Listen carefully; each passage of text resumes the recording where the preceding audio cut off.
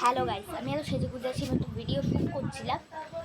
বনু একটা শাড়ি পরতে পারছে না, আমাকে মাসি পরিয়ে দিয়েছে। মাসির কাছে পরবে না, নিজেই পরবে।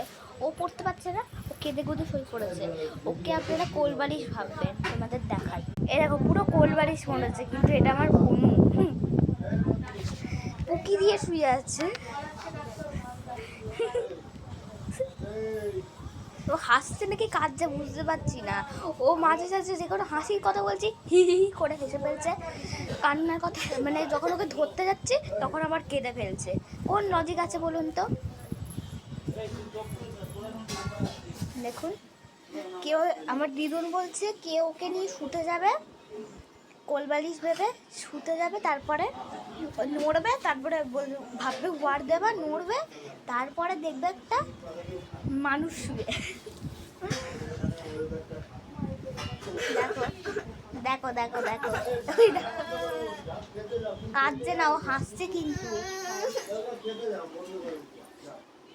ও হাসছে কিন্তু, ও কাঁদছে না, পুকি দিয়ে হাসছে।